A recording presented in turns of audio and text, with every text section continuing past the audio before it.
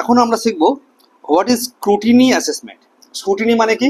Scrutiny মানে হচ্ছে কোনো একটা ফিগার তোমাকে দিয়েছে, তোমাকে তারপরে সেটা কি করতে হবে, সেটাকে তুমি আবার পুঙ্খানুপুঙ্খভাবে দেখবে যে weather this is correct, this is correct, this is correct or not. Fine. এই অ্যাসেসমেন্ট পদ্ধতিটাকে বলা হচ্ছে স্ক্রুটিনি অ্যাসেসমেন্ট, বাংলায় বলে পুঙ্খানুপুঙ্খ অ্যাসেসমেন্ট। ঠিক আছে, বাংলায় কি বলে? দাদা পুঙ্খানু বানানটা হেভি কঠিন হবে নিশ্চয়ই, আমিও বুদ্ধি করে লিখতে শুরু করলাম। বাপরে বাপরে, পুঙ্খানু পুঙ্খ, ও উমাই দিয়ে খ দিয়ে কি এটা করেছে, তার পুঙ্খানুপুঙ্খ। আচ্ছা, পুঙ্খানুপুঙ্খ মানে হচ্ছে দৌড়ে দৌড়ে দেখতে হবে weather this is correct or wrong, ভুল না ঠিক। This is called scrutiny assessment under section 143, where the assessing officer considers it necessary. Assessing officer মনে করছে ভাই এটা খুব দরকার আছে। কি দরকার আছে? To ensure that the assessee, এটা নিশ্চিত হতে হবে তাকে যে assessee has not done, assessee এটা করেনি। কি করেনি? কি করেনি?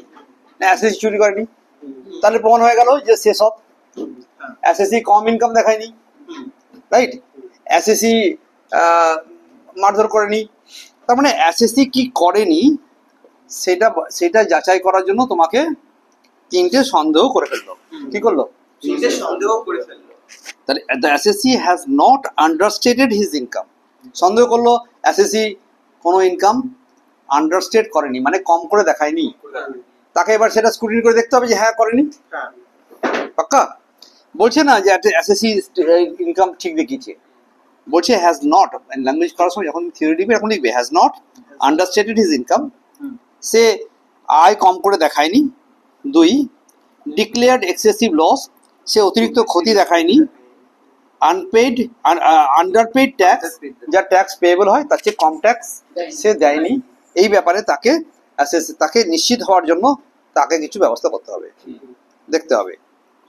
He can make a scrutiny in this regard and gather such information and evidence.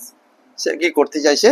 সে এই সমস্ত ব্যাপারে যাবতীয় ইনফরমেশন এভিডেন্স গুলোকে আনতে জোগাড় করতে চাইছে as it deems fit, and on the basis of such information and evidence so corrected, he shall pass an assessment order. এই সমস্ত কিছুর পরে সে একটা অ্যাসেসমেন্ট অর্ডার দেবে যে ইয়েস তোমার এটা ঠিকঠাক হয়েছে, অথবা তার মধ্যে কিছু কম বা বেশি আছে। Such order shall be treated as regular assessment order. তখন এটাকে রেগুলার অ্যাসেসমেন্ট অর্ডার বলা হবে। পাক্কা? কন্ডিশনস ফর স্ক্রুটিনি অ্যাসেসমেন্ট, কোন কোন শর্ত সাপেক্ষে তোমাকে এটা করা হবে, কখন এটা করবে। 1 নম্বর, a return has been furnished under section 139 or in respect of a notice under section 142(1). যদি তুমি 139 মানে হচ্ছে সেলফ অ্যাসেসমেন্ট, তাই দেখছিলাম তো একটু আগে, আমি সেলফ অ্যাসেসমেন্ট রিটার্ন জমা দিয়েছি, তখনই সে স্ক্রুটিনি করতে পারে। ওটা 139 মানে কি? ডাক্তারের নোটিশ আছে, 139 মানে একটা নোটিশ হয়। 139 বলো, আমি জানি নোটিশ আছে একটা, বলো। Issue notice to the SSC, তাহলে 139 মানে হচ্ছে যখন একটা এসএসসি কে নোটিশ দেওয়া হয়, এটা হচ্ছে ইস্যু। কোনটা? এটা রিটার্ন হয়, ওই নোটিশ দিয়ে তোমাকে, মানে একটা রিটার্ন ফাইল করার পরে একটা নোটিশ আসে, ঠিক আছে। আর return has been furnished under section, হ্যাঁ, who has, the return has been furnished under section 139, fine. একটা আইটিআর ফাইলিং এর অরিজিনাল সেকশনটাই 139। পাক্কা? তাহলে আমি নিজের থেকে রিটার্ন ফাইল করেছি, ছাড়ো। পরেরটা কি বললো? অথবা in response to section notice under section 142(1) অনুযায়ী কোনো নোটিশ দেওয়া হয়েছিল, তার রেসপেক্টে তুমি রিটার্ন ফাইল করেছো, তবেই সে স্ক্রুটিনি করবে। মানে কিচ্ছু দেয়নি, আমি স্ক্রুটিনি করতে যাচ্ছি, এটা সম্ভব নয়। তোমাকে জানাতে হবে যে দুর্গাপুজোর চাঁদা বাবদ আমাদের 1230 টাকা উঠেছে, তারপর তুমি স্ক্রুটিনি করবে, রাইট তো? না, রাইট নয়। And assessing officer consider it necessary or expedient to ensure that the assessee has not understated his income or loss or under tax. মানে এই যে তিনটে পয়েন্ট বলেছে সেটা এখানে আবার রিপিট করেছে কন্ডিশন। এবার বলছে কি প্রসিডিওরে এটা করতে পারে। Procedure for scrutiny assessment, the assessing officer or the prescribed income tax authority shall serve on the assessee a notice requiring the assessee on the date specified in the notice to produce or cause to be produced any evidence on such assessee may rely in support of the return. কি বললো বাংলা মানে সেটা বলো। এর বাংলা মানে এই যে assessing officer কি করবে, সে একটা নোটিশ দেবে, ওকে, এবং এই নোটিশটা কখনোই 6 মাসের মানে 6 মাসের মধ্যে তাকে তাকে দিতে হবে এরকম কিছু কথাবার্তা বলা আছে নেই, পরে বলছে এটা। ছেড়ে দে, একটা নোটিশ দেবে, দিয়ে অ্যাসেসিকে বলবে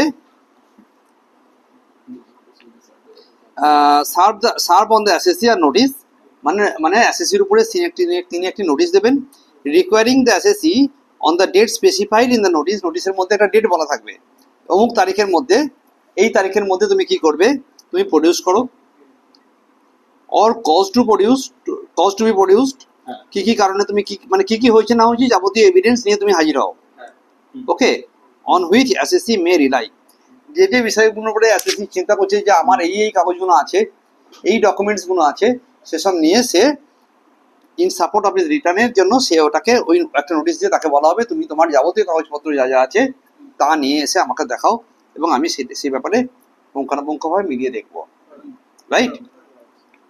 No notice shall be served on the assessee after expiry of 3 months from the date of the financial year in which the return has been furnished, right? তোমার end of the financial year থেকে 3 মাসের মধ্যে তোমাকে notice দিতে হবে। দেখা গেল আমি অনেক দিন পরে নোটিশ দিল, সেটা হলে স্ক্রুটিনি অ্যাসেসমেন্ট হবে না, অন্য কোনো অ্যাসেসমেন্ট হবে, ফাইন, ঠিক আছে। এরপরে কি বলছে এটা, order, after collecting such information and hearing such evidence as the assessee produces in response to his notice under section 143(2), and after taking account all relevant materials such assessing officer has gathered, এই সমস্ত গুণ হওয়ার পরেই তবে সে অর্ডারটাকে issue করতে পারবে। তাহলে কি করতে পারে, সে হিয়ারিং করবে, সে সমস্ত এভিডেন্সগুলোকে জাজ করে দেখবে, দেখার পরে তিনি একটা অর্ডার দিতে পারেন যে হ্যাঁ এটা ঠিক আছে। The assessee shall by an order in writing make an assessment of the total income or loss of the assessee, এই অ্যাসেসি কি করতে পারে, by an order in writing, তিনি একটা রিটনে লিখিত অর্ডার ইস্যু করবেন এবং make an assessment of the total income, আমার ইনকামগুলোকে তিনি আবার নতুন করে অ্যাসেস করলেন, অথবা আমি যে লসটাকে দেখেছি সেটাকে তিনি অ্যাসেস করলেন, determine the amount sum payable to by him, তোমায় ক টাকা এখন দিতে হবে সেটার ব্যাপারেও ঠিক করলো, অথবা ও টাকা বেশি দিয়ে দিয়েছে বলে এখন তাকে রিফান্ড করবো, refund of any amount due to him on the basis of such amendment, এটার জন্য তোমাকে কি করতে হবে, একটা অর্ডার ইস্যু করা হয়। তাহলে একদম প্রথমে কি করা হলো, অ্যাসেসিং অফিসারকে এটা নিশ্চিত হতে হয়েছিল যে সে কম পরিমাণ ইনকাম বা বেশি পরিমাণ লস বা কম পরিমাণ ট্যাক্স দিয়েছে কিনা, তারপরে সে এই অ্যাসেসমেন্টটা করে সে একটা অর্ডার পেতে করলো। Time limit for completion of the scrutiny assessment, কতদিনের মধ্যে স্ক্রুটিনি অ্যাসেসমেন্ট শেষ করতে হবে, বলেছিলাম নোটিশ তো দেওয়া হলো 3 মাসের মধ্যে, এখন বলছে the assessment under section 143(3), that means scrutiny assessment shall be completed within 9 months from the end of the relevant assessment year. Relevant assessment year, take care, relevant assessment year থেকে কিন্তু 9 মাসের মধ্যে, right? So this is called scrutiny assessment, okay?